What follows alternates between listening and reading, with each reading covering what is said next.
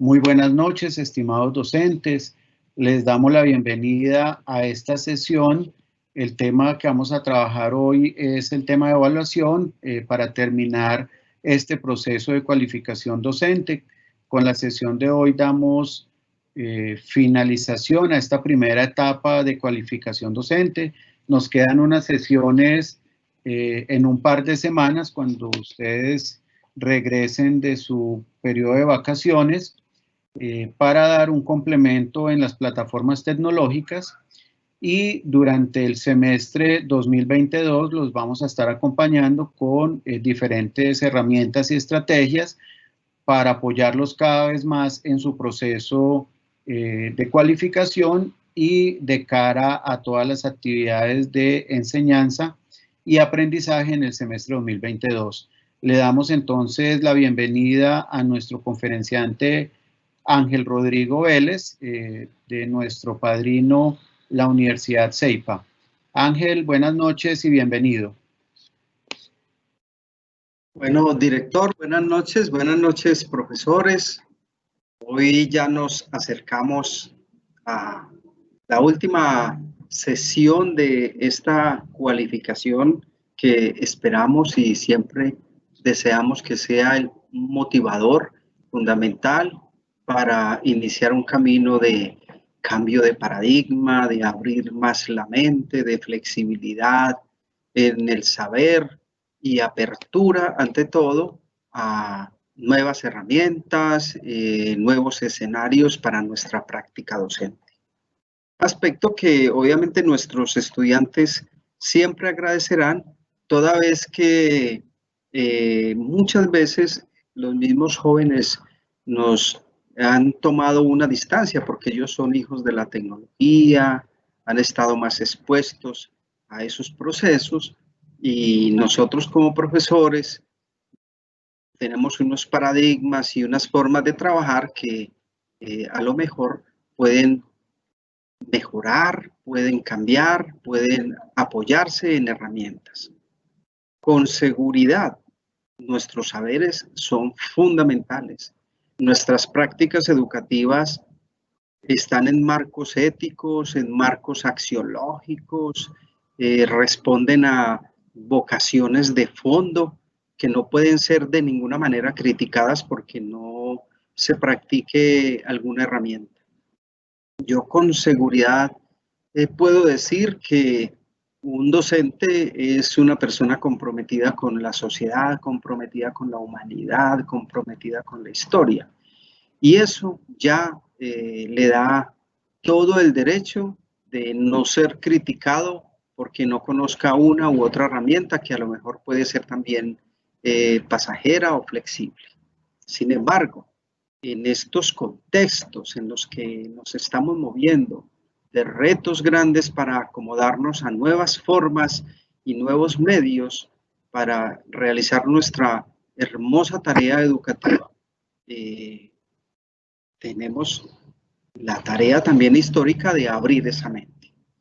Muy bien, entonces nos vamos a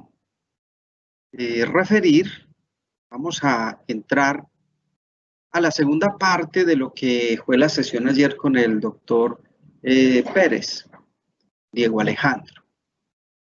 En esta segunda sesión, como ven ahí en el plan, vamos a tratar de acercarnos a el concepto, a los ejemplos de rúbricas, porque ayer se trabajó el concepto de rúbrica. Y luego trabajaremos qué es eso de sistematizar un proceso de aprendizaje, qué instrumentos, herramientas podríamos nosotros trabajar para hacer una sistematización del proceso de aprendizaje. La automatización de la evaluación, dado que llamémoslo módulo, este tercer módulo de esta capacitación versa sobre la evaluación. Entonces, ¿cómo sería automatizar la evaluación y hacer un cierre? Por eso en esta primera parte yo quisiera proponerles la pregunta que hemos hecho. Si se han dado cuenta, en toda sesión siempre proponemos como un punto de entrada una conducta, entrada como la llamábamos desde hace mucho rato, digamos un pretexto. Hablemos de el concepto de rúbrica. De lo que trabajaron ayer con Diego Alejandro, trabajemos un pequeño momento sobre qué es eso de rúbrica, qué les hace pensar una rúbrica y sobre todo en la evaluación. ¿Qué significa rubricar una evaluación? ¿Y qué retos nos plantea a nosotros para la práctica docente tener que rubricar una evaluación? Entonces, ¿qué es eso de una rúbrica y qué implica para nuestra práctica docente? Entonces vamos a dedicarle, como siempre, unos 10 minuticos para que luego compartamos esa pregunta. ¿Qué significa rubricar y qué implica rubricar una evaluación? Muchas gracias. Entonces vamos a trabajar, como siempre, director, y entonces luego compartimos. Muchas gracias. Muy bien, Ángel. Estimados docentes, los invitamos a que después de que hayan analizado la pregunta por el chat, puedan colocar sus opiniones.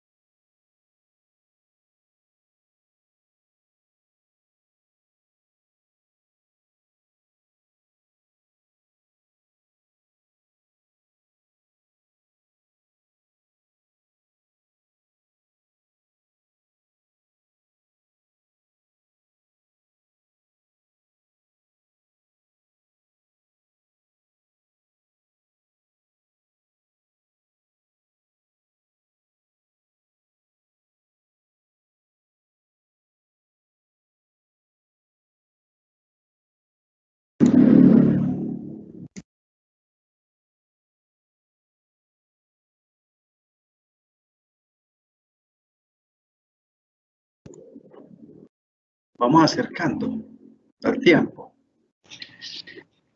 Ángel, sí, hoy están un poquito demorados los aportes. Tenemos un aporte de la profesora Lina Marcela Pérez. Si quieres, lo voy leyendo o damos unos minutos. Bueno, lo que tú digas. Tenemos unos 5 minutos más, estimados compañeros docentes, para recibir sus aportes.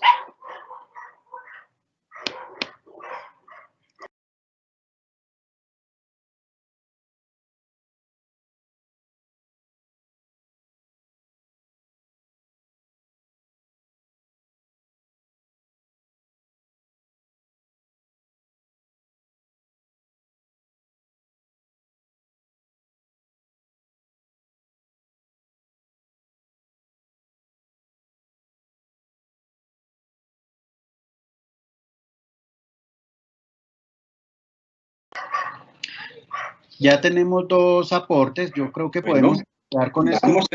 Vamos empezando, claro que sí. Y la profesora Lina Marcela, ¿qué dice? Sí, nos dice, rubricar implica validar un proceso a través de matrices de organización de información. Las rúbricas permiten establecer formas de organización y de marcar rutas. Y el profesor Alberto Elías Mazo nos dice, la rúbrica es una matriz de valoración con escalas y criterios de valoración con el fin de diseñar un método para evaluar a los estudiantes de manera imparcial y sistematizado.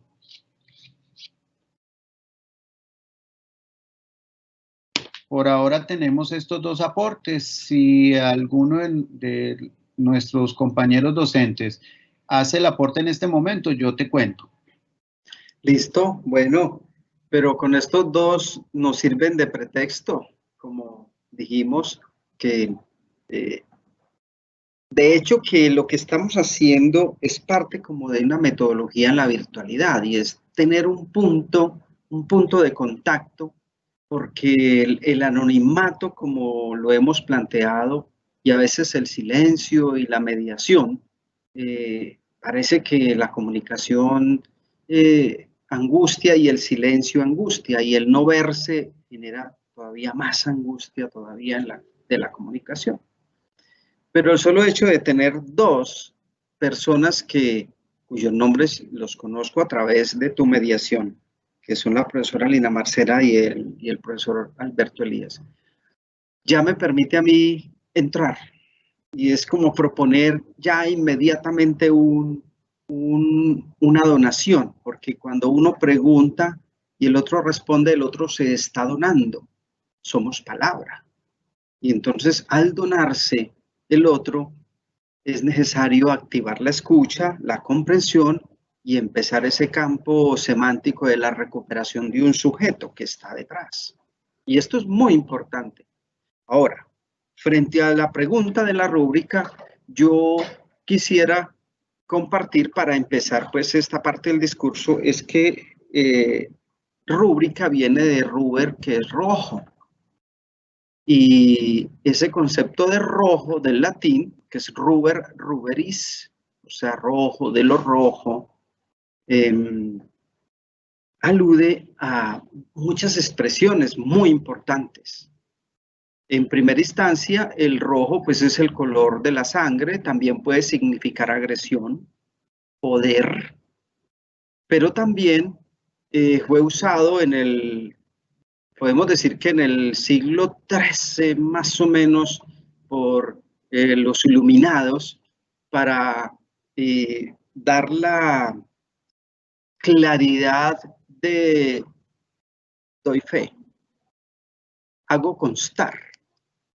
Y entonces, cuando uno evalúa con una rúbrica, lo que está diciendo es que doy fe objetivamente, establezco un acto, un hecho que tiene un alcance jurídico.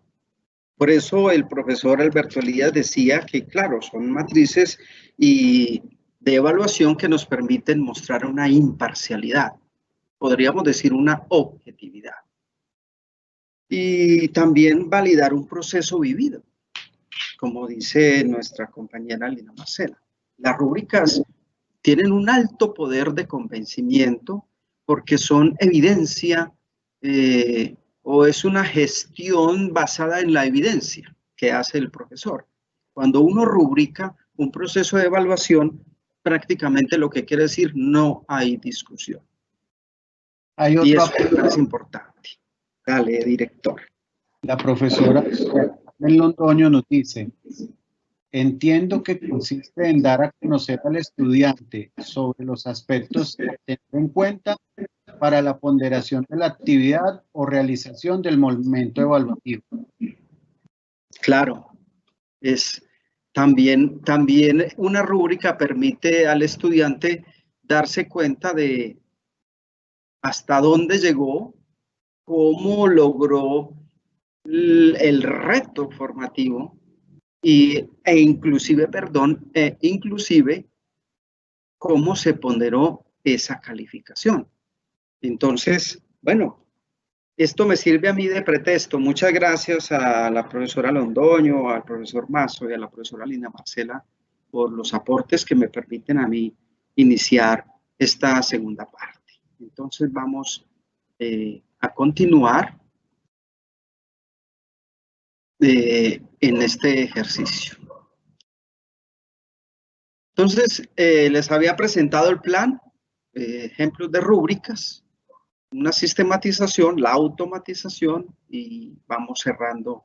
Esperamos que podamos entonces profundizar en esta segunda parte lo que es la evaluación. Veamos algunos ejemplos de rúbricas. Este es un ejemplo de rúbrica de competencia, de logro de una competencia, como es la construcción de interpretaciones históricas. Es del área de las ciencias sociales y, como pueden ver ahí, la competencia es cómo construir interpretaciones históricas, y hay una capacidad que se está evaluando: interpretar críticamente fuentes diversas. O sea, la interpretación crítica de fuentes. Esto es muy orientado a las ciencias sociales, es una rúbrica de ciencias sociales. Aparece su estructura, el número de orden, los estudiantes que hacen, digamos, el examen o son evaluados. Se mide en términos del desempeño. Digamos, el criterio a tener en cuenta es si obtiene información de diversas fuentes sobre un hecho o un proceso histórico, distinguiendo entre los hechos y las interpretaciones del pasado. Explica que no existen interpretaciones correctas o incorrectas del pasado, sino que todas reflejan diversos puntos de vista. Los niveles de desempeño en la rúbrica entonces es destacado, esperado, en proceso o en inicio. Fíjense que una rúbrica sí apunta a la objetividad, entonces tampoco hay calificativos o juicios de valor, sino que tratamos de la rúbrica determinar una realidad en un desempeño. Los aspectos a evaluar, entonces se definen ahí. Fíjense las negrillas en esta rúbrica como en un logro destacado son, uno como profesor busca la evidencia de libros, internet, periódicos y otras, cuando es destacado. Cuando es esperado son libros, internet, periódicos y otras, pero explica con limitaciones. El otro explica con argumentos válidos. Cuando va en proceso solo trabaja libros e internet y explica con muchas limitaciones, y el nivel más bajo es muy limitada, la información es bastante limitada y no logra explicar con argumentos válidos. Entonces viene la calificación y uno puede poner el número de orden y el número de sesiones en la que uno evalúa a ese estudiante. Esa es una forma, por ejemplo, de rúbrica del área de ciencias sociales. Miremos una rúbrica, esta es una rúbrica de CEIPA, inclusive es mía. Esta rúbrica yo la trabajo en la materia de gerencia de valor sostenible. Yo la uso, el objeto de aprendizaje 1, porque nosotros trabajamos por núcleos y por objetos de aprendizaje. En este criterio, los estudiantes en ese objeto de aprendizaje tienen que hacer una prospectiva del entorno. Y en esa prospectiva, los criterios que usamos aquí usamos un Excel con fórmulas, de tal manera que le pongo los criterios aquí, pero luego en la otra diapositiva que vamos a ver, vemos cómo se resuelve ya la evaluación, pero los criterios son de fundamentación y variables para construir, más la exposición, como lo pueden ver ahí. Entonces va de 0 a 5, si cumple con los criterios, si cumple en gran parte, si cumple estrictamente lo necesario, no alcanza a los mínimos, no cumple o no participa, porque también puede haber estudiantes que no asisten y no participan o están en un grupo pero no hicieron nada. Y los compañeros dijeron, no hizo nada, profesor, entonces se ubica en ese nivel. Y como pueden ver, hay criterios, los fundamentos de tendencias, el entorno, las tendencias, las variables, los datos de soporte y la evolución. De manera que miren evolutivamente cómo trabajan sus variables, están los criterios, se identifica con claridad o suficientemente o medianamente o insuficientemente o no identifica el entorno. Y entonces uno puede, como es una rúbrica para evaluar trabajos en grupo, entonces, y hay exposición, entonces uno también puede calificar su redacción y la argumentación. Una argumentación rigurosa, satisfactoria, mediocre, deficiente, inadecuada. En esta otra diapositiva, entonces ya uno pone la nota y al poner la nota, como está programado el Excel con formulitas muy sencillas, entonces ya uno puede, aparece el comentario que es que viene de los criterios y luego la calificación y aquí unas retroalimentaciones porque también es bueno retroalimentar el ejercicio. Esta es otra forma de rúbrica. Miremos una rúbrica de la Universidad del Norte que es para evaluar ensayos. Ellos proponen una estructura, el desempeño, ¿cierto? Si es pertinente con el tema tratado, es pertinente con el tema tratado, pero en la primera llama la atención del lector, en la segunda es conciso, en la tercera es extenso y se califican en los ensayos su introducción, su tesis y ahí vienen todos los criterios.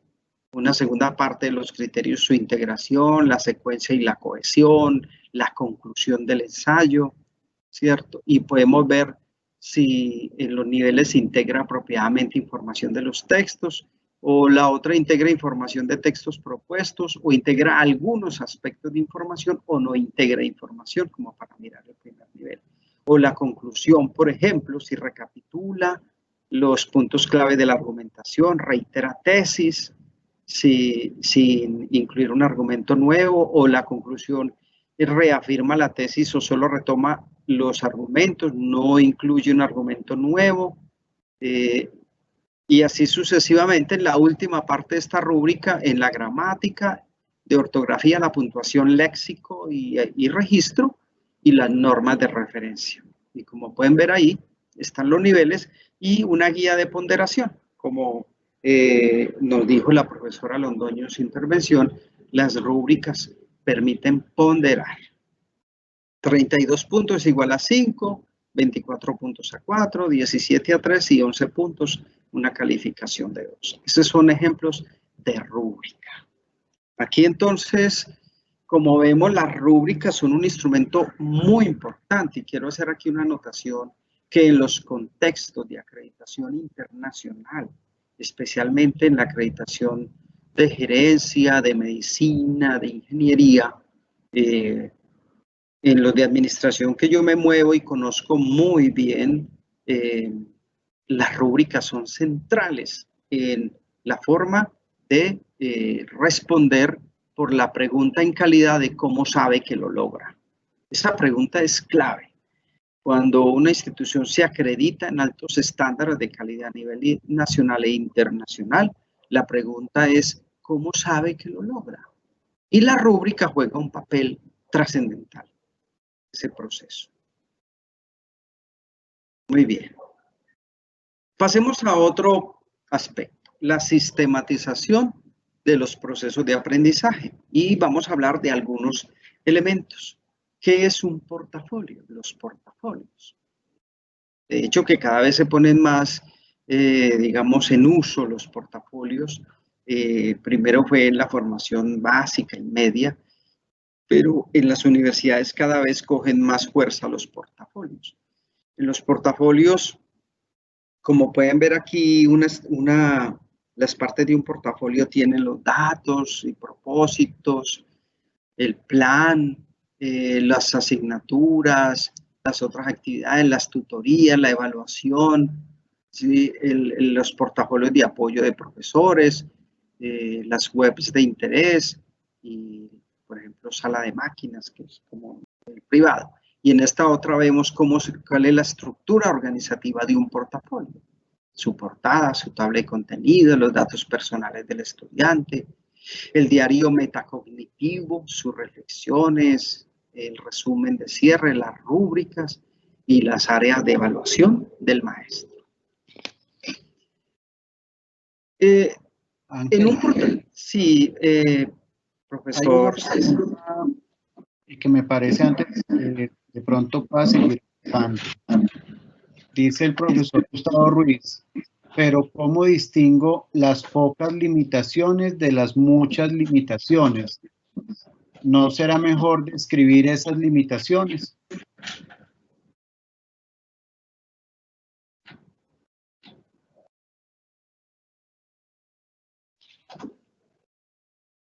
Pero aquí nos estamos refiriendo a las rúbricas. A la rúbrica, sí, a un par de diapositivas antes cuando las mostraste. Sí. Ah, ok. Podríamos... Bueno, es que esta parte yo las... pues como la primera parte la hizo el profesor Diego, pero podemos mirar las limitaciones, ¿sí? De las rúbricas. Bueno, no, que podemos referirnos a ellas sin ningún problema. Bueno, voy a quedarme ahí donde iba, pero hablemos de esas limitaciones. ¿Sí? Una limitación de las rúbricas realmente es que en el proceso de enseñanza y aprendizaje, sobre todo cuando nos estamos refiriendo a contextos de libertad total de cátedra, cuando nos estamos refiriendo al rol del maestro, bueno, creo que di a entender a qué me refiero, pero voy a hacerlo muy claro. Los procesos de acreditación con seguridad responden a una perspectiva del mercado. Y la autonomía universitaria frente a la perspectiva de la confianza del mercado, obviamente queda limitada. Yo en esto he trabajado muchos años como universitólogo y me declaro universitólogo. Y como filósofo sé que el discurso de un profesor no puede tener límites y no puede tener procesos de validación, porque el concepto de universidad, y yo lo dije antes de ayer y lo dije, el concepto de universidad ha ido cambiando drásticamente y la reforma de la universidad después del consenso de Washington responde a procesos ideológicos muy complejos. Luego, la libertad de pensamiento tiene todos los límites. Entonces, una rúbrica tiene el gran límite para mí de una rúbrica es que está en juego el poder del docente, su autoridad. Yo no concibo aquí, por ejemplo, como filósofo, a un Aristóteles evaluando a Platón.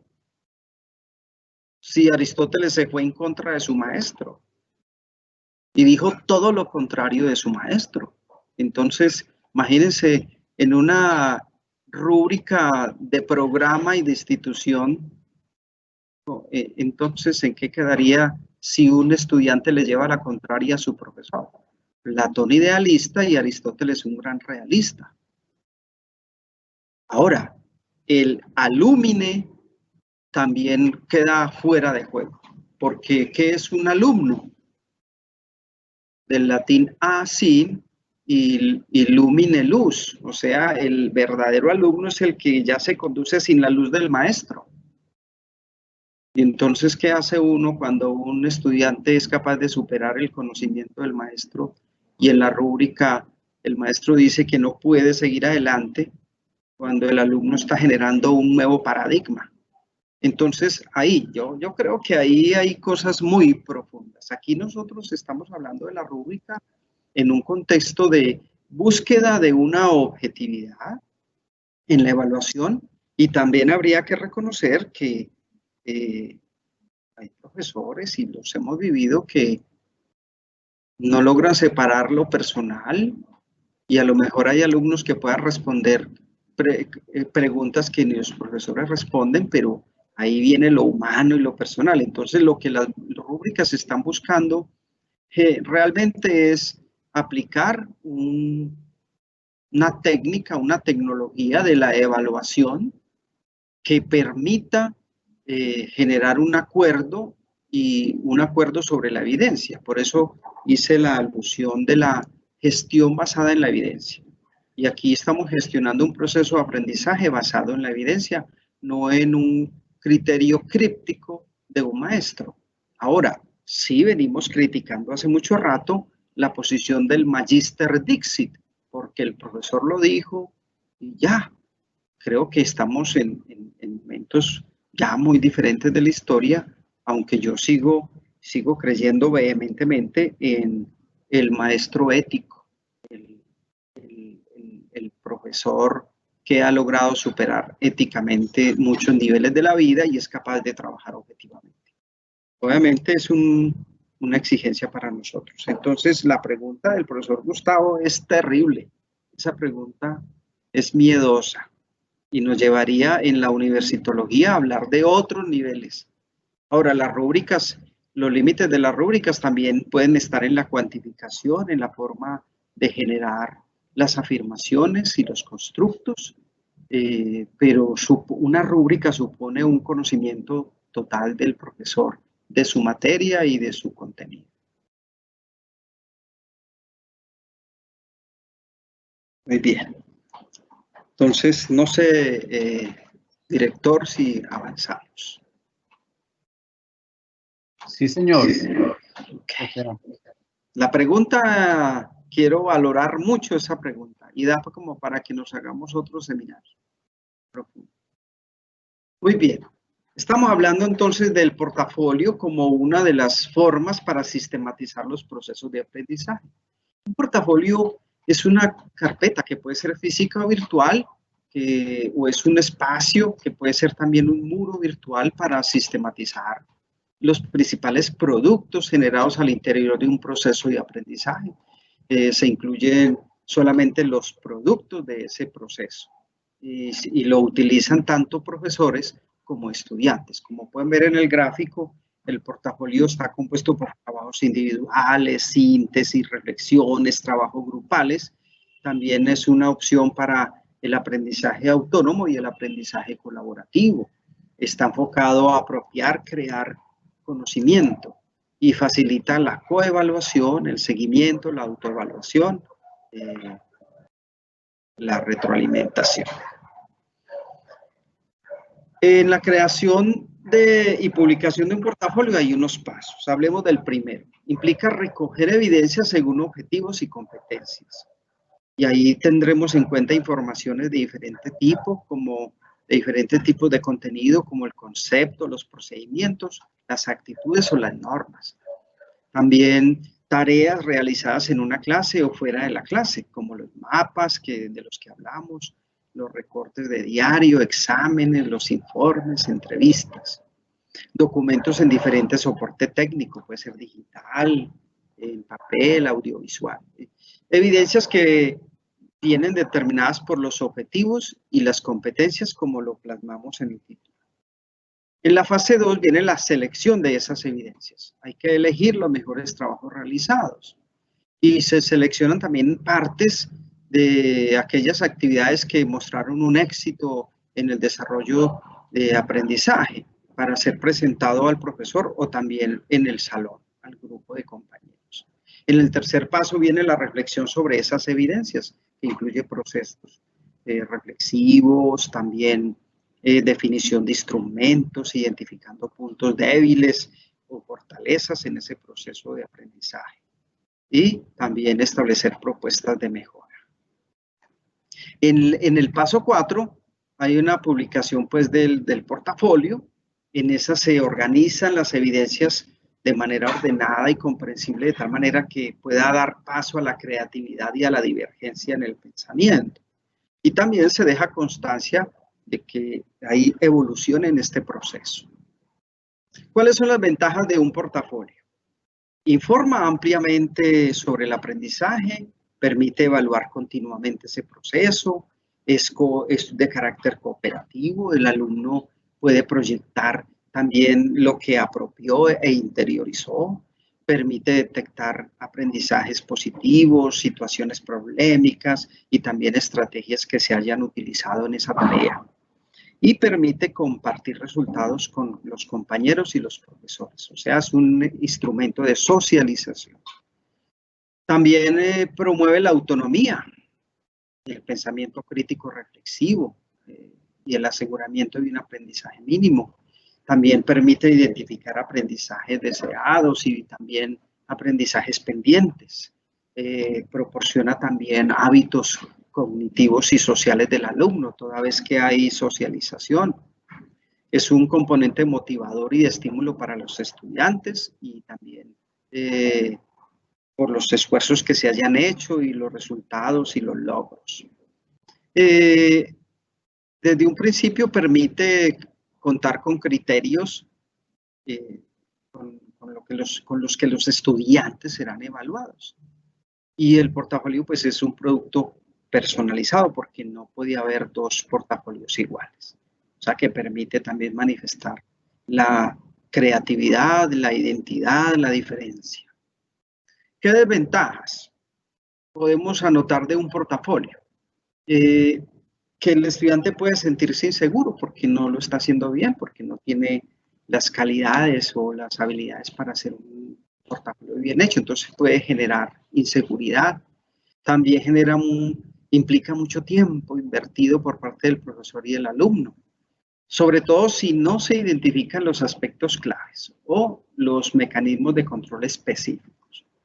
Una desventaja puede ser desventaja o un riesgo, algo a tener en cuenta, es que implica alto nivel de autodisciplina y responsabilidad. Aquí se hizo una pregunta en la otra sesión con el profesor Diego. Aquí, por ejemplo, el síndrome de la procrastinación, eso es un elemento muy crítico. Tampoco elimina otros tipos de evaluación como desventaja, porque entonces no significa que yo use el portafolio y ya no tenga que hacer otras evaluaciones. Y puede implicar para los profesores un cambio de enseñanza, y sobre todo en los modelos tradicionales, y eso a veces nos cuesta mucho. La evaluación ha de estar muy sistematizada en referencia a los distintos objetivos o al avance. Por eso es muy crítica, si no puede ser subjetiva y tangencial. Veamos aquí algunos formatos de presentación de esas producciones. Como ven ahí son bastantes, pero esto es como parte de este curso, de esta cualificación, de que miremos, exploremos, nos demos la oportunidad de sentarnos a aprender algunas de estas que son plataformas también. Como ven ahí, el Image, el mismo PowerPoint, el Suite, Nofio, el Google Slides, el Indomo, mejor dicho, el Xmind, el FreeMind, son una cantidad de herramientas que permiten generar llevar a cabo esas producciones. El Padlet, que es de todo mi gusto, permite integrar muchas cosas. De todas maneras, en estos formatos, la idea es poder incluir presentaciones, audios, videos, textos, mapas conceptuales, de imágenes en ideogramas o infogramas. Bueno, hasta aquí hay una pregunta que es de camino. ¿Qué tipo de preguntas se utilizaría en un examen de respuesta automáticas para que nos preparemos como a esta segunda temática que vamos a proponer acá? ¿Qué tipo de preguntas en una respuesta automática? Aquí estamos hablando de la posibilidad de automatizar nuestras pruebas evaluativas. Entonces, empecemos. Son formas automatizadas de evaluación. El uso de cuestionarios, por ejemplo. Una metodología de evaluación que se presenta viable y pertinente en la virtualidad son justamente pruebas objetivas con respuesta automatizada. Y frente a esta opción, deberíamos poder respondernos estas preguntas. ¿Es realmente el método más pertinente de cara a mi objeto de estudio? Porque esa pregunta tiene que ser obligada para cualquier profesor, porque no se trata de hacer por hacer o por entrar en una tendencia. ¿Realmente es el método más pertinente? O la otra pregunta, ¿qué es lo que quiero evaluar a través del tipo de respuestas? ¿O qué competencias quiero evaluar? Porque no todas las asignaturas desarrollan todas las competencias. ¿O qué tipo de retroalimentación podrían tener mis estudiantes? Y esta otra, que es también muy interesante, el tipo de redacción y situaciones más pertinentes para plantear esas preguntas, o sea, la forma como yo debo hacer esas preguntas. Aquí estamos ante un escenario muy interesante, sobre todo para empezar en un proceso de sistematización de mis exámenes y automatizar la evaluación. Entonces, dependiendo de cómo hayamos respondido estas preguntas anteriores, una pregunta dentro de un cuestionario automatizado puede tener diversos tipos. Por ejemplo, la selección múltiple, verdadero o falso, numérica simple, numérica múltiple, apareamiento, respuesta corta o de relleno de espacios. Fíjense que es un abanico bien interesante que le da a uno muchas luces para empezar a hacer como una exploración muy creativa frente a mis exámenes. ¿Cuáles serían como las recomendaciones para plantear cuestionarios automatizados? Miren la primera. Hay que definir el tema y el objetivo asociado a esos temas. O sea que si yo no defino cuál es mi temática y qué busco, pues es muy difícil. Lo otro, crear la batería de preguntas de diferente tipo, ¿cierto? De acuerdo con ese listado que vimos en el anterior, entonces yo monto mi banco de preguntas y podrían ser esas baterías por tema, por tipo de pregunta, por grado de dificultad. Los tiempos en los que vamos a realizar esas pruebas, cuánto se demoraría resolviendo uno esa pregunta. Y aquí vale la pena tener en cuenta que yo puedo hacer mis pruebas, yo puedo hacer mis pilotos personalmente, pero no quiere decir que el tiempo que yo me demore resolviendo la pregunta es el tiempo que un estudiante se demora, porque en la tendencia uno puede decir que el estudiante se demora más que uno, pero también uno encuentra estudiantes que le pueden responder más rápido la pregunta que uno mismo. La pregunta de considerar si cada punto puede implicar dificultad para el estudiante es muy importante.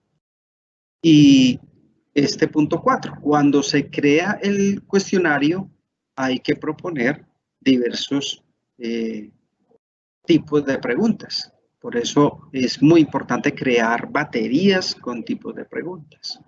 5, la cantidad no implica calidad. Esa lucha entre calidad y cantidad es muy fuerte, porque no por proponer muchas preguntas se logra evaluar el nivel de apropiación de los estudiantes. Es posible que en un examen de 10 preguntas yo las pueda sintetizar en 3. En el punto 6, aunque la mayoría de las preguntas sean automáticamente corregidas, hay que analizar su pertinencia de de proponer una o dos preguntas abiertas, de acuerdo con el punto 1, definiendo cuáles son los temas y objetivos asociados. En el punto 7, si es posible, entonces pedirle a alguien o a un colega o un estudiante que responda al cuestionario, hacer, digamos, la prueba piloto, como la llamábamos, prueba de escritorio. Y recordar entonces también que la memoria es una de muchas cosas que podemos valorar a través de la respuesta de un cuestionario. Muy bien. Un tipo de pregunta especial, la selección múltiple. Entonces, muchos cuestionarios académicos, psicotécnicos, de atención al cliente, etcétera, se formulan a través de preguntas de selección múltiple. Es decir, con una o varias respuestas correctas. Entonces, estas son recomendaciones que según SaberPro se nos hacen para esta tarea. Primero, escribir de manera clara. Hay que asegurarse que el problema contenga la información necesaria y suficiente. Hay que escribir de manera diáfana. No confundir al estudiante. Tampoco darle claves para responder. Y si solo hay una respuesta correcta, hay que procurar que la respuesta sea la única correcta. Es decir, no podemos ser ambiguos en este ejercicio y evitar distractores, como por ejemplo las dobles negaciones en la formulación del problema, en las preguntas y en las opciones de respuesta. Evitar el uso de expresiones como ninguna de las anteriores o todas las anteriores, porque eso predispone al estudiante a adivinar. Y también asegurarse de que las respuestas correctas estén distribuidas aleatoriamente. Los programas de creación de preguntas tienen esta opción y eso vale la pena tenerlo en cuenta. Hay que procurar también que las opciones tengan la misma extensión, de tal forma que la respuesta correcta no sea tan obvia por su sencillez o su complejidad. No escribir preguntas con base en respuestas correctas de preguntas anteriores, porque no sabemos si la pregunta que antecede pues ya estuvo. Asegurarse de que las opciones incorrectas sean descartables por un proceso de razonamiento y no por un proceso de adivinación o obviedades. Y ser muy novedoso y ameno al momento de redactar. Entonces hay que invitar a resolver, no imponer. Muy bien. En este punto de recomendaciones para los otros tipos de preguntas, preguntas para falso y verdadero, hay que recordar que la verdad no se valora sobre una afirmación y se valora sobre afirmaciones, no sobre preguntas. Entonces hay que hacer redacciones en clave de afirmación, puras proposiciones afirmativas, evitando dobles negaciones o juegos de lenguaje que confundan al estudiante. Esto para verdadero y falso. Y para las de preguntas de completar en espacios en blanco o respuestas cortas, es preciso afirmaciones que lleven a que el estudiante deduzca la palabra y no la adivine. Y procurar que lo que deba completar solo requiera de una palabra. Por eso el uso de frases complejas para completar le quita el sentido al tipo de la pregunta. Estos son aspectos bien interesantes en este ejercicio. En preguntas numéricas, son preguntas pues, que se configuran de acuerdo con una fórmula que depende de series de variables. En Moodle es que se llaman comodines. En este caso, quien crea la pregunta debe configurar la fórmula de tal manera que el rango de valores de las variables y el grado de tolerancia de error en la respuesta sean considerados. Un ejemplo, el área de paralelogramo de base entre los corchetes B y altura entre los corchetes H es, entonces al estudiante le aparece una pregunta de esta forma. El área del paralelogramo de base 2.5 y altura 4 es 10. Y el estudiante pues deberá escribir el resultado. Por eso es muy importante hacer un recorrido y también tener como una revisión y buscar también los colegas que tienen más conocimientos para uno poder validar ese tipo de diseños. Bueno, Estas son plataformas para crear preguntas y cuestionarios automatizados.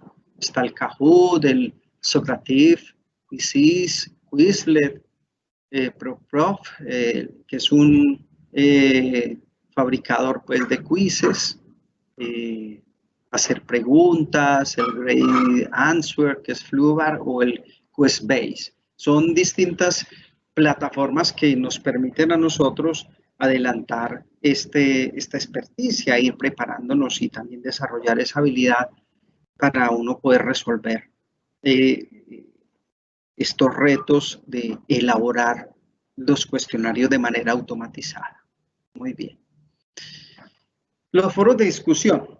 Los foros de discusión es otra herramienta muy importante para acercarnos a la sistematización de los procesos evaluativos. Pedagógicamente, un foro de discusión pues, es un espacio en el que se parte de una pregunta, una problemática, para que profesores y estudiantes expongan argumentos con el fin de construir nuevo conocimiento. Y hay foros de discusión de tipo sincrónico y asincrónico. ¿Cuándo se puede usar un foro de discusión? Un foro de discusión como instrumento de enseñanza y evaluación también se puede utilizar permanentemente en un curso, y algunos puntos claves pueden ser el inicio de una temática. Entonces, en ese inicio son actividades exploratorias del profesor para saber cuáles son los saberes previos, o en medio de la temática. Permiten en el desarrollo de un curso el profesor identificar cómo se reflejan los saberes que se van adquiriendo, o en el cierre de esa actividad permite al profesor evaluar esos saberes que han apropiado los estudiantes. Obviamente se tiene en cuenta la experiencia y el movimiento, la dinámica que hay entre el nuevo saber del estudiante y su propia percepción de la realidad. ¿Cuáles son las ventajas de los foros de discusión? Que favorecen un papel activo de los estudiantes. El profesor deja de dar información para convertirse en un mediador en esa construcción de nuevo conocimiento. También permite la oportunidad de discutir con base en argumentos académicos, más allá de opiniones generales. Permite confrontar a los estudiantes esas competencias comunicativas y favorece el trabajo y la evaluación colaborativa de los estudiantes. ¿Qué desventajas o precauciones deberíamos tener? Pues que puede ser usado como espacio para expresar solo opiniones, manejo del tiempo por parte del profesor, puede ser un límite. El profesor debe tener claro ese rumbo de la discusión, porque si no tiene el hilo conductor, pues se puede perder. Los estudiantes pueden usar habilidades comunicativas para confundir con retóricas y argumentos sintéticos ausentes. Entonces es muy importante tener en cuenta esa limitación. Muy bien. El espacio, el debate es como un espacio de diálogo con el propósito de promover intercambio y reflexión colectiva. Estos debates permiten potenciar los saberes y también entrenar en el pensamiento crítico y autónomo. Como pueden ver, entonces en un debate se proponen preguntas abiertas, problemas, afirmaciones contundentes, soluciones propuestas, en este caso, por ejemplo, por un ingeniero, una situación, situaciones en las cuales puede haber puntos de vista contradictorias, también marcos de otras metodologías de enseñanza. Hasta aquí entonces yo quisiera dejar esta pregunta. Bueno, de estos elementos, ¿cuáles son como los principales retos de un profesor para aplicarlos? De lo que hemos visto hasta acá. ¿Cuáles son como los principales retos y desafíos que tenemos? Director. Listo, Ángel.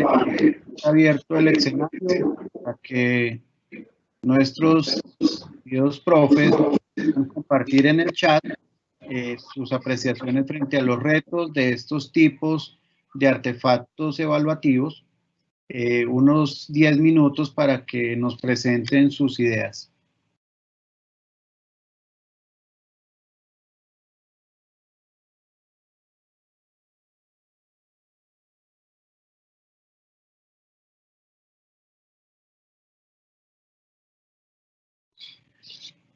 En el micrositio destinado para alojar toda la información de este proceso de cualificación, ya se encuentra disponible la presentación del día de hoy. Pueden descargarla desde allí y la tienen como referente.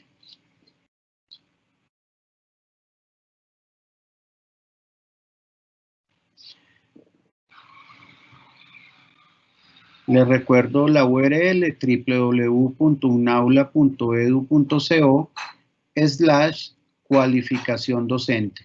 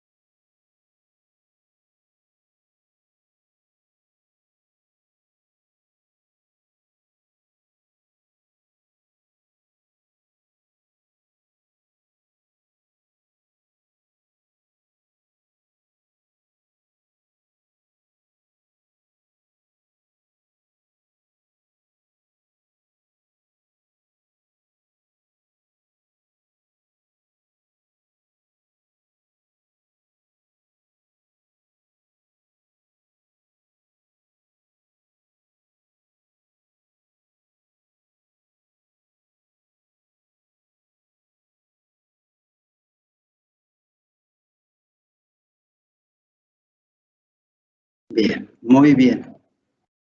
Director. Ángel, entonces, tenemos aquí aportes. Ah, qué bien.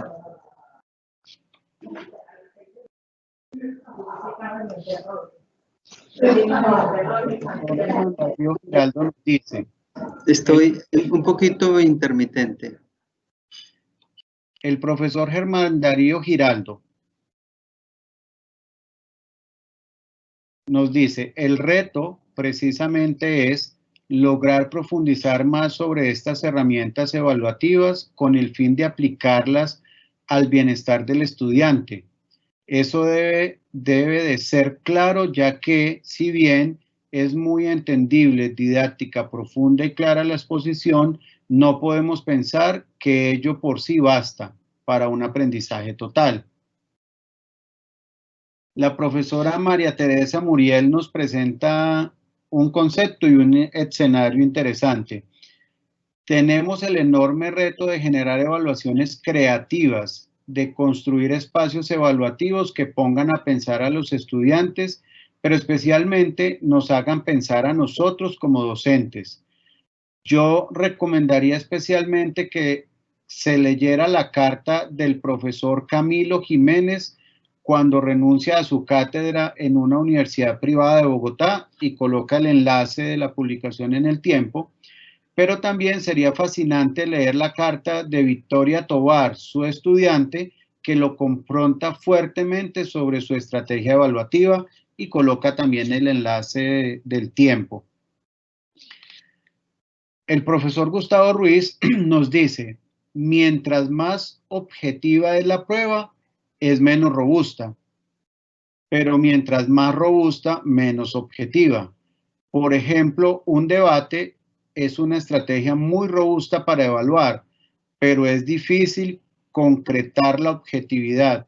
El estudiante es reacio a aceptar la valoración del docente. La profesora Lina Marcela Pérez nos dice, condiciones de igualdad y equidad en el acceso a la virtualidad y a las herramientas que lo soportan, tanto para docentes como para estudiantes. Formación permanente del docente, comprender la planeación y la evaluación como un proceso flexible, comunicación asertiva. El profesor León Tamayo nos dice, ¿cómo hacer que muestre el procedimiento con su respectiva respuesta?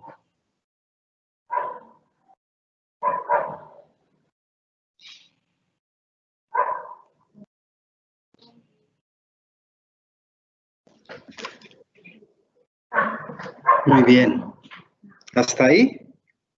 Sí, por ahora esos son los aportes. Excelente. Pero tenemos casi que tema suficiente para no volver a ver esas diapositivas. Sí. Muy interesantes.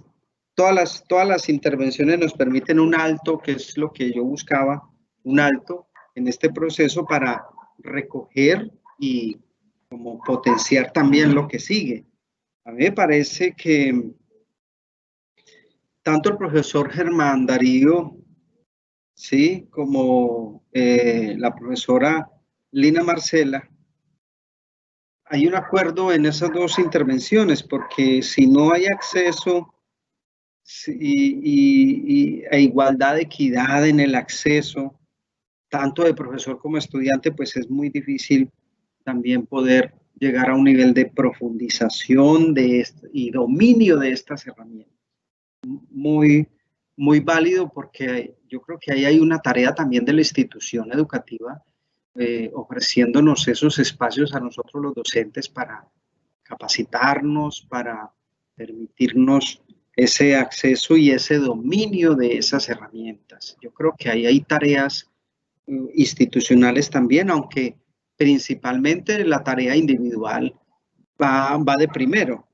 Sin embargo, hay procesos institucionales muy importantes que nos permitirían a nosotros los docentes avanzar en el desarrollo de esas actividades.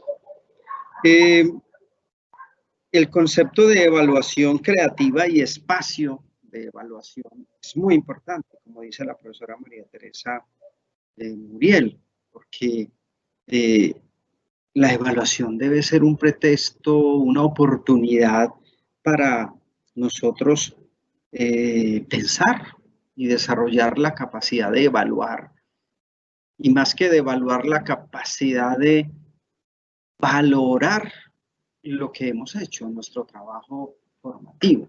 Y al estudiante la oportunidad también de revisar su actitud, su compromiso, su entrega a su propio proyecto de vida. Por eso debería hacernos pensar mucho más allá.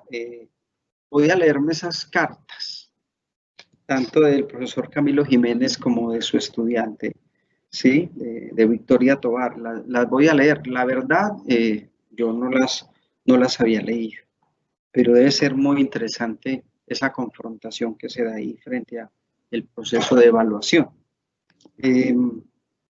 Bueno, el concepto de objetividad. Eso es una palabra muy compleja, porque yo como estudioso de la filosofía quedé fascinado cuando leí a Ludwig von Wittgenstein, y cuando volví a repasar Movimientos del Pensar y el Tractatus Lógico Filosófico, yo quedé fascinado porque obviamente al hacer ese ataque a la filosofía tradicional, Wittgenstein decía que el concepto de objetividad era una superstición humana, y eso me dejó a mí un cartesiano, como yo me declaraba hasta ese momento, y un hegeliano, porque mi segunda tesis en filosofía sobre Hegel, y yo consideraba pues que era posible un conocimiento objetivo y universal, y Wittgenstein me puso a pensar. Esa pregunta es muy importante, y lo que dice el profesor Gustavo Ruiz me deja a mí un plan de trabajo, porque dice que entre más objetivo es menos robusta la prueba, y entre menos robusta es más subjetiva. Es muy, muy valioso el ejercicio que acaba de hacer. Bueno, los procedimientos, pues el procedimiento y la respuesta, yo creo que es todo un arte. Yo sí creo que es también una ciencia poder llegar a elaborar buenos constructos. Yo creo que uno nunca aprende a elaborar buenos constructos, como tampoco aprende a hacer las buenas preguntas que generen inmediatamente un desarrollo del saber.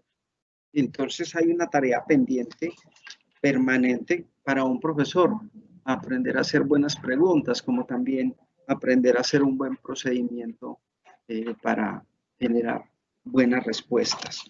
La mayéutica en Sócrates nos sigue marcando todavía, pero porque justamente este padre de la filosofía logró hacer como buen procedimiento en la lógica del pensar, para generar en el interlocutor, a través de esa ironía, la capacidad de evidenciarse sin saber, y evidenciarse además como un ser que puede seguir aprendiendo.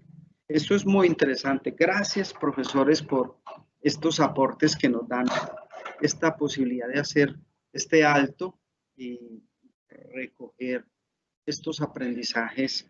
Me siento realmente muy satisfecho con las preguntas. No estoy muy satisfecho con las respuestas, pero trato de hacer una reflexión que va en el camino de lo que estamos buscando en esta capacitación. Muy bien. Volvamos entonces sobre este último tramo. Especialmente en los foros de discusión. ¿Por qué hice un punto en el camino? Porque a partir de los foros de discusión, sincrónicos o asincrónicos, está en juego ya no solo la evaluación, sino mucho más la potenciación de las habilidades del pensar, la co-creación de nuevos saberes. Y entonces ya nos alejamos un poco del nivel evaluativo, aunque sigue jugando un papel evaluativo también una discusión. Aquí hay un moderador, juegos de roles, también puede haber un trabajo individual. En este sentido, un foro de discusión es un instrumento general también de evaluación, pero como también lo dije, es un instrumento para seguir potenciando el aprendizaje. En un foro de discusión, pues el profesor es mediador, no es el magíster que dogmatiza, porque es necesario el dogma, es necesario zanjar, es necesario establecer mojones en la construcción del saber. Sin embargo, en los foros de discusión sincrónicos, el profesor tiene que ser un facilitador, aunque disponga de preguntas y problemas, orienta una discusión. En grupos numerosos, pues se puede conformar equipos para defender tesis, de tal manera que se polarice. Puede uno proponer un tema polarizado para que en esos juegos de roles un grupo defienda y otro grupo ataque. Es una metodología poderosa para potenciar el desarrollo de habilidades y también para evaluar. En los foros de discusión, uno puede tener en cuenta la antes del debate, durante el debate, en el cierre del debate y después del debate. Y aquí los roles pues son muy concretos. El profesor antes del debate pues, prepara la pregunta, prepara la problemática y propone a los estudiantes el reto, y los estudiantes pues se preparan conceptualmente para esa actividad. Por eso no puede ser una actividad de relleno. Durante el debate, entonces el profesor y los estudiantes desarrollan esos argumentos, el profesor modera el desarrollo de esos argumentos, controla el tiempo y esas fases de discusión. En un foro de discusión el profesor tiene un rol muy fuerte y debe tener una capacidad de poder seguir estos momentos y llevar el hilo conductor. Dado que no siempre hay una respuesta única frente a una discusión, pues entonces el profesor tiene que aprovechar los distintos aportes para recoger, ¿cierto? Para también exponer su punto de vista y para concluir el ejercicio. Por eso el profesor después puede disponer de ese material para que los estudiantes sigan profundizando de manera autónoma en esa reflexión. También se pueden reseñar a través de videos, mapas conceptuales o lo que llamamos nosotros las memorias o protocolos. ¿Sí? Permítanme aquí que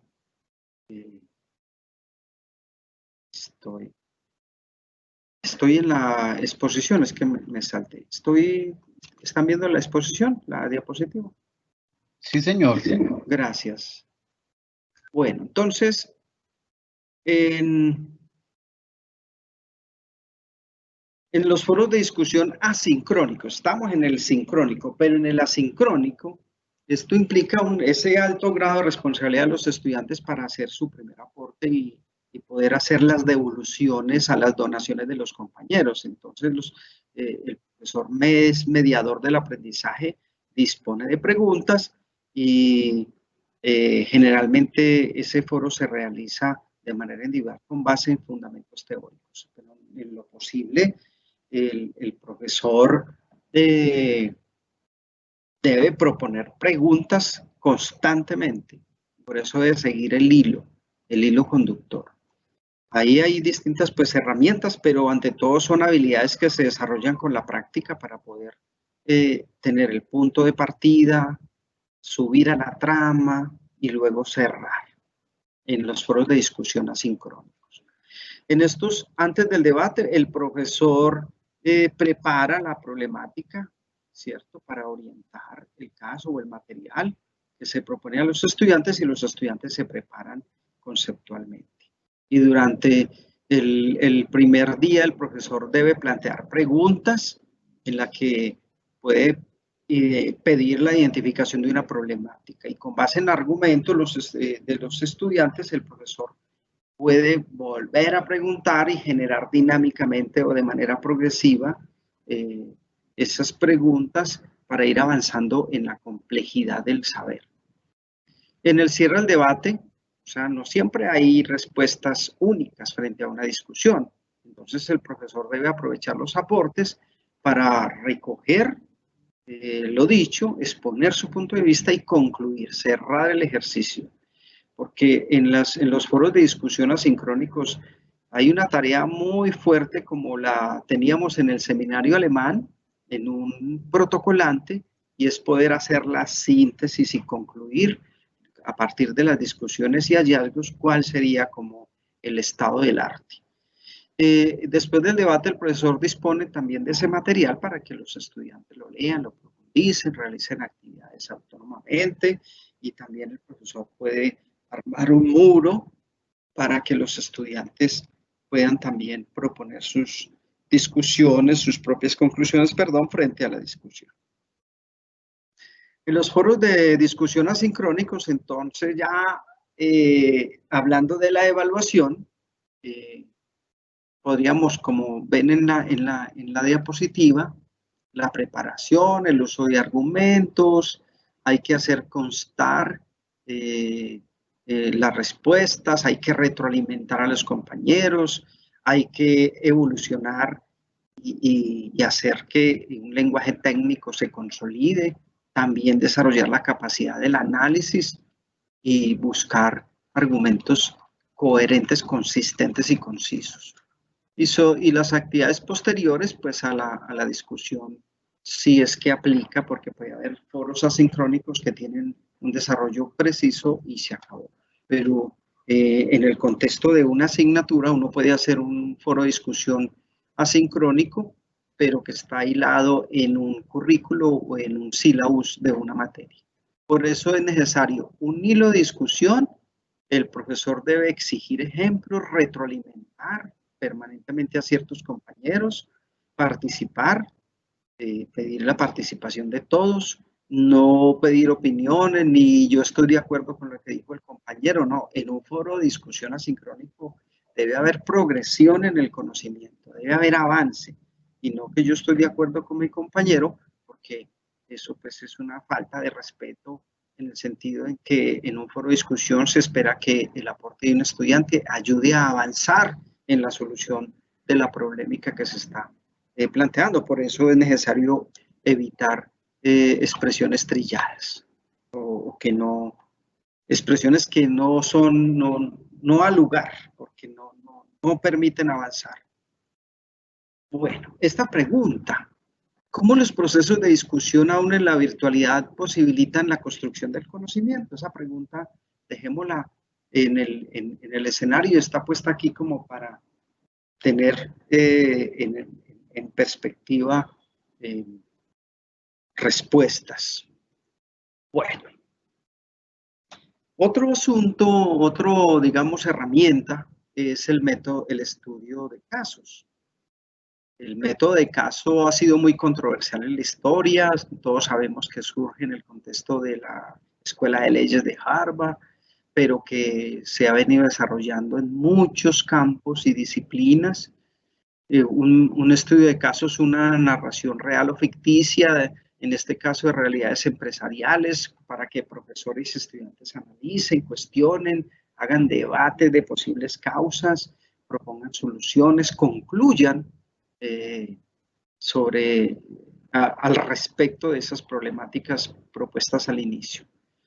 Ayudan con seguridad a familiarizarse con el análisis en la toma de decisiones ante situaciones complejas. También ayuda a razonar mejor sobre datos y gráficas e infografías. En las escuelas de administración, pues el estudio de casos ayudan a los estudiantes no solo a conocer temas, sino a poder evidenciar competencias adquiridas. Los estudios de caso, como lo dijimos, pues se arrancan en la Escuela de Derecho, con autores como Langdell, como Francis Gay, y muchos. Actualmente tenemos un desarrollo amplio, no solo en negocios. Los estudios de caso en educación, en ingenierías, en economía, ayudan en general a generar capacidad de aplicación de conocimiento, capacidad también de crítica, de contextualización, recontextualización. Yo personalmente trabajé muchos años en la Universidad Externa de Colombia, en la Facultad de Administración, y desarrollé con Robert Jean metodologías para desarrollar casos sistémicos.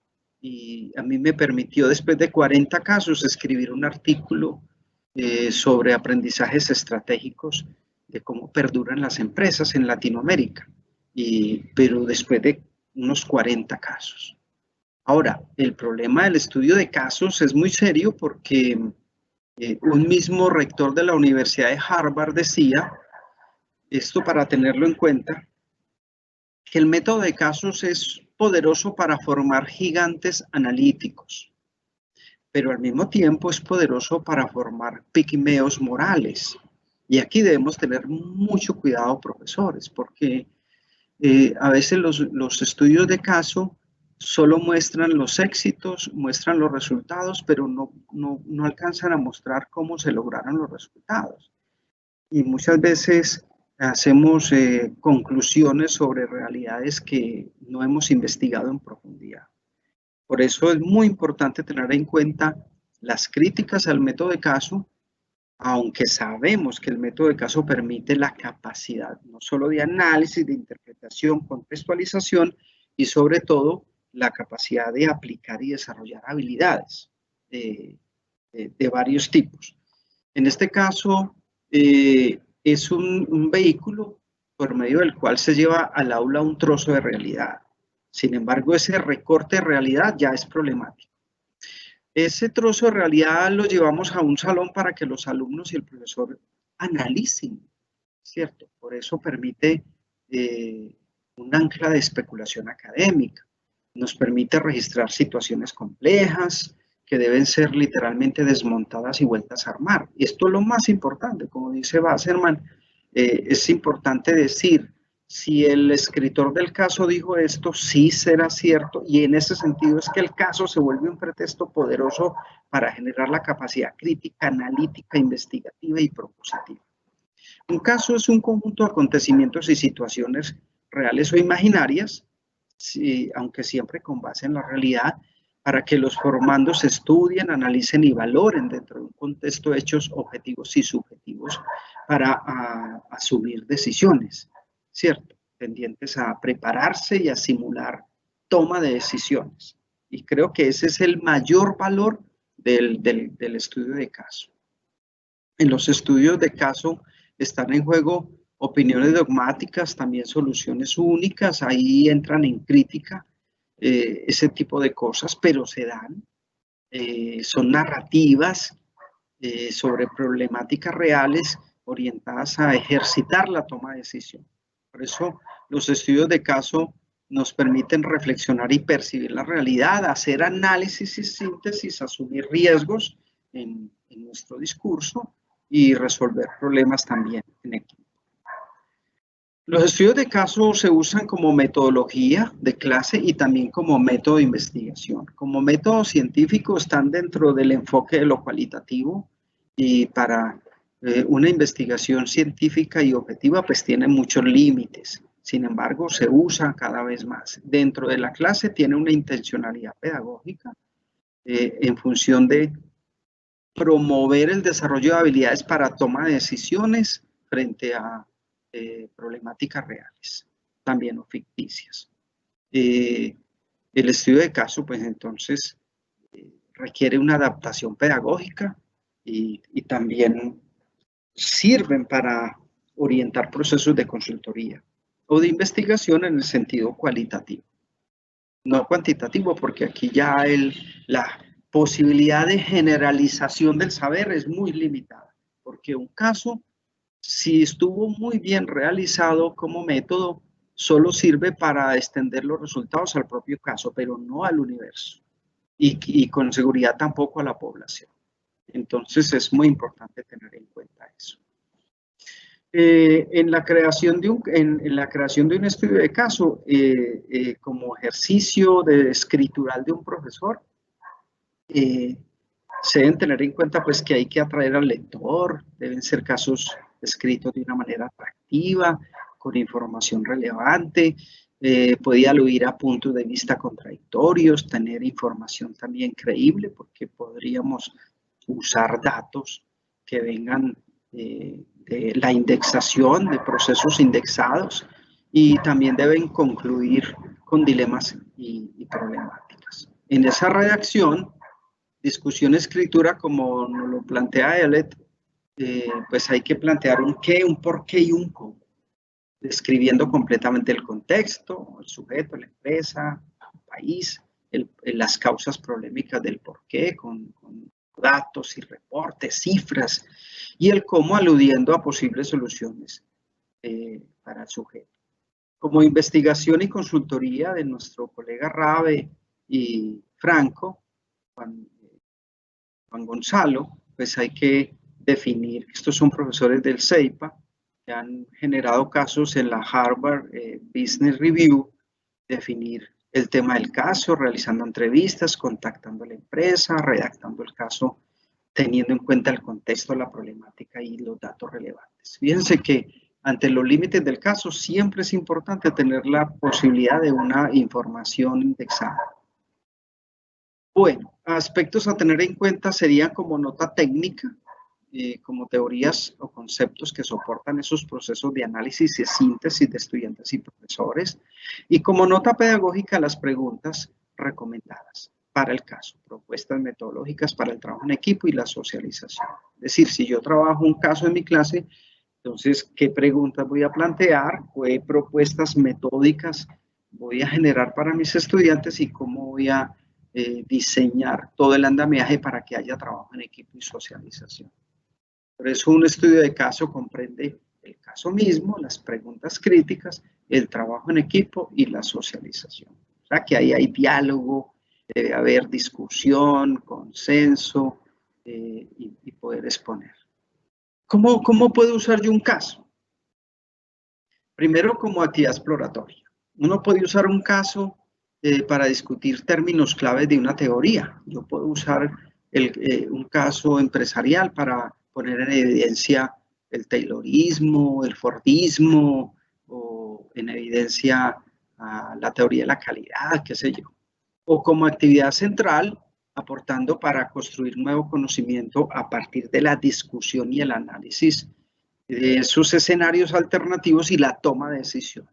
Por eso, en este sentido, como actividad central requiere un estudio profundo y conocimientos previos. Y como actividad de cierre, un caso se puede usar con base en conceptos abordados en clase para que los estudiantes pongan en práctica saberes. O sea, yo puedo usar un caso para validar la capacidad que un estudiante tiene y las competencias que ha logrado durante mi curso, y el caso me sirve también como objeto de evaluación. Muy bien, favorece análisis de escenarios, posibilita revisión conceptual, posibilita encuentros de puntos de vista, posibilita el trabajo individual y en equipo, y también le permite al profesor movilizar conceptos a través de la lectura.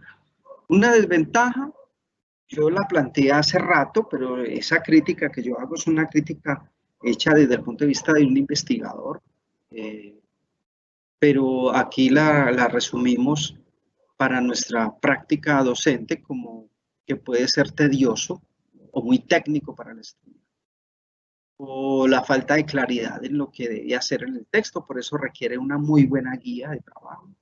Tener en cuenta el tiempo que se requiere para la resolución y la orientación del trabajo en equipo. ¿Cómo evaluar el caso? Pues con la lectura apropiada, preparando preguntas o temáticas, orientando esas preguntas introductorias, proponiendo la coevaluación, generando distintos escenarios o exponiendo saberes construidos colaborativamente, usando conceptos, ¿cierto? Y respondiendo preguntas de cierre y generando como reportes, reseñas o textos abordados.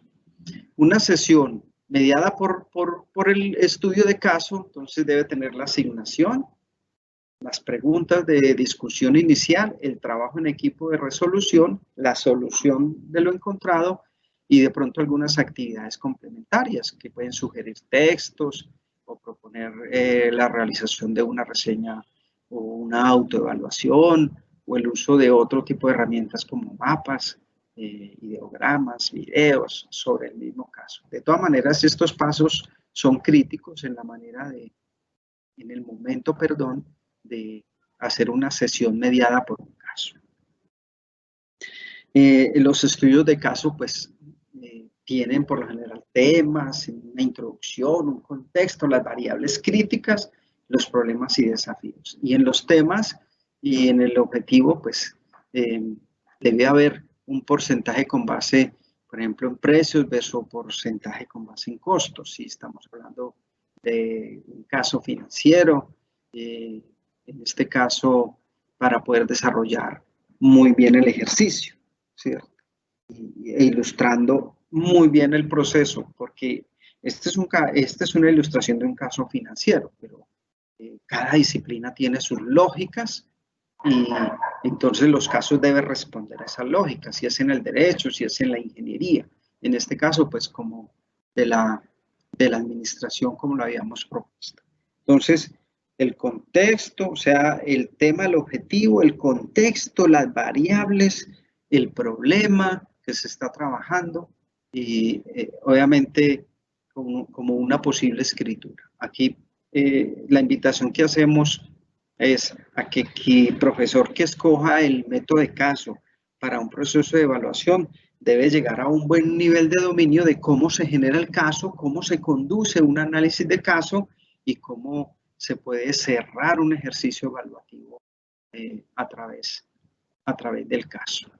Bueno, en los reportes de clase, que es otra metodología de evaluación, que son producciones de estudiantes para presentar actividades, conclusiones, aprendizajes, aspectos positivos como bitácora, diarios de campo, reseñas de documentos, producciones audiovisuales.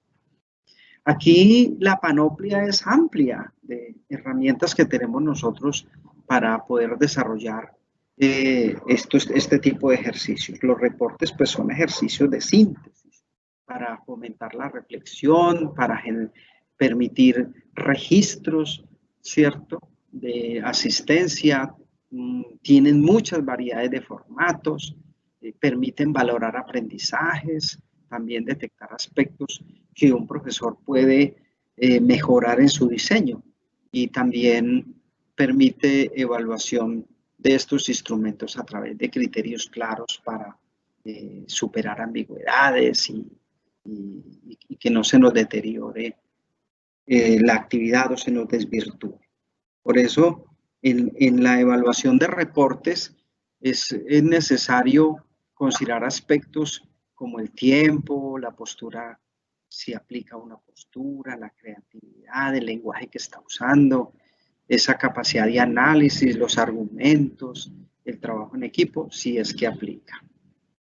Las bitácoras también son documentos académicos en los que los estudiantes pueden recuperar todo lo que sucedió en una sesión de clase, ¿cierto? No hay un único formato de una bitácora, pero podría tener identificación de la clase como fecha, lugar, participantes, su temática, el objetivo, las actividades, la metodología, conclusiones y acuerdos para siguientes sesiones. Una bitácora se evalúa teniendo en cuenta los detalles de las actividades realizadas, el lenguaje que se usó, las referencias, la redacción, el estilo y la escritura. Los diarios de campo son otro instrumento muy importante, porque un diario de campo son producciones escritas en los cuales los estudiantes exponen lo que sucedió en una sesión, ¿cierto?, a través de su percepción, experiencia o su aprendizaje. Es un texto libre. Un diario de campo es un texto libre, sin embargo, debe describir las actividades, la reflexión que sucedió a lo largo de ese proceso, los materiales que recuerden las actividades, por eso incluyen fotos, videos, transcripciones y un cierre en el que se diga qué aprendió, qué faltó, qué queda pendiente. Para evaluar específicamente en un diario de campo, pues hay que tener en cuenta entonces las actividades, la postura, el estilo escritural y el uso de recursos. Son elementos muy importantes. Las reseñas, otro instrumento muy importante, porque una reseña como documento académico le permite al estudiante exponer los principales elementos de un texto, como un artículo, un libro. Hay reseñas reconstructivas muy poderosas en ciencias sociales, que son de un nivel de exigencia altísimo. Pero obviamente una reseña podría tener su título, la identificación básica del texto, del autor, el cuerpo ya de la reseña, los comentarios finales y conclusiones del estudiante. Los que escribimos y publicamos en revistas valoramos mucho las reseñas, porque una reseña le permite a uno de un texto que acaba de salir y que el primero que lo leyó y lo pudo publicar, uno puede tener la tesis central y los argumentos centrales y las conclusiones de una nueva obra, y le permite a uno rápidamente identificar si la obra sirve para una producción en la que uno está. Una reseña se evalúa teniendo en cuenta normas técnicas de escritura, capacidad de síntesis, estilo escritural, postura crítica. Elementos muy importantes, obviamente. Hay materiales audiovisuales. Por ejemplo, aquí recuerdan los que hemos leído este tipo de autores, los sombreros de ebono. Por ejemplo, aquí una forma de incluir esos 6 sombreros. Es un material audiovisual que sirven también y que para los estudiantes hoy en día son herramientas muy poderosas para ellos retarse y motivarse a producir conocimiento. Quizá aquí nuestra tendencia prosaica, que es prácticamente, es muy propio de nuestro modelo del siglo XX, y contrasta con este tipo de metodologías, pero son muy poderosas. Nosotros los viejos profesores somos muy amigos del texto en APA, con la cita y el párrafo, pero estos son, los materiales audiovisuales tienen un alto poder de alcance. Por ejemplo, estos mapas que hoy en día salen por redes, por sistemas de araña, materiales audiovisuales que tienen una alta capacidad de transmitir conocimiento, implican en su evaluación tener en cuenta los recursos que se usaron, la capacidad de sintetizar, ¿cierto? Los argumentos y la postura crítica. Son elementos muy importantes. Y vamos cerrando con el aprendizaje basado en proyectos. El PBL, que es el Problem Based Learning. Es una metodología que permite a los estudiantes plantear soluciones a problemas. Permiten los cursos regulares también y en los procesos de práctica. Los aprendizajes basados en proyectos tienen como ventaja que favorece el dinamismo y la actividad, una posición activa del estudiante.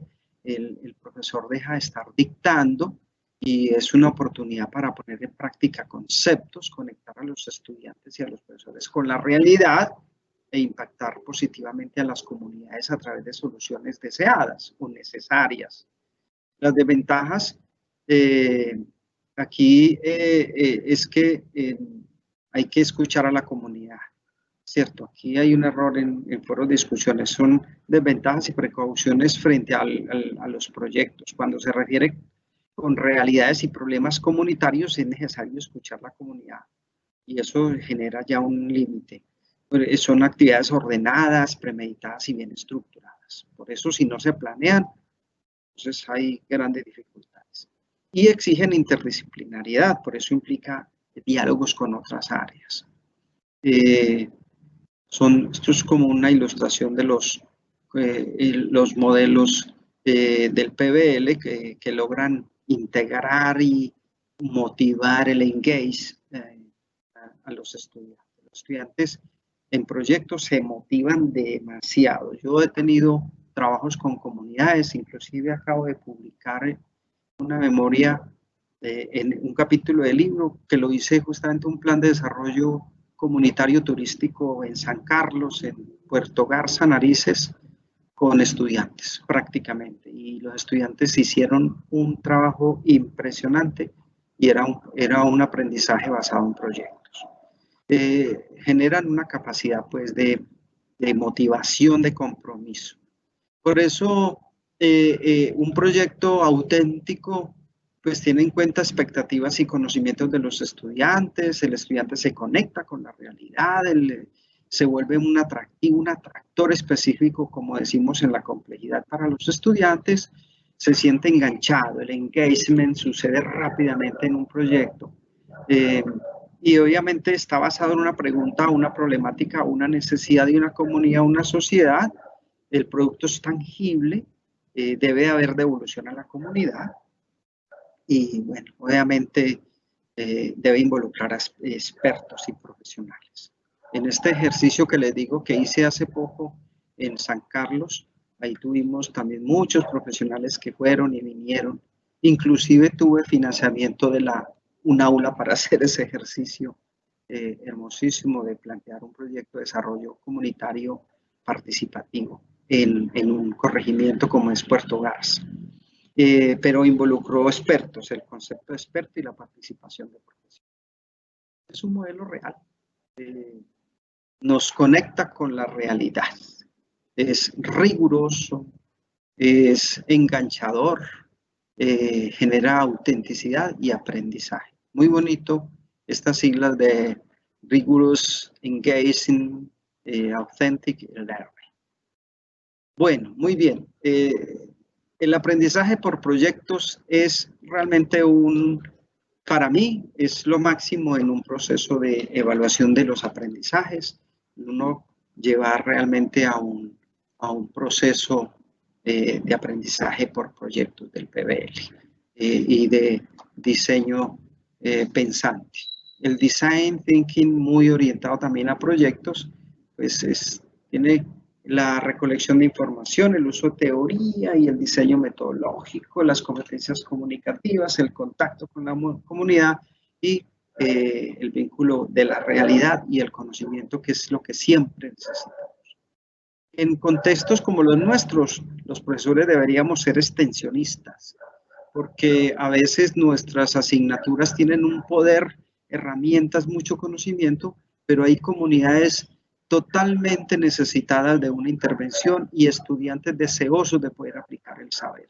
Entonces, terminamos con esta invitación, que es de todo mi gusto y de años de trabajo con comunidades. Yo creo que un profesor debe superar las fronteras de su salón, real o virtual, y proyectarse a las comunidades para resolver problemas que se requieren. Bueno, profesores, hemos llegado al final. Corrimos mucho, dejamos este material.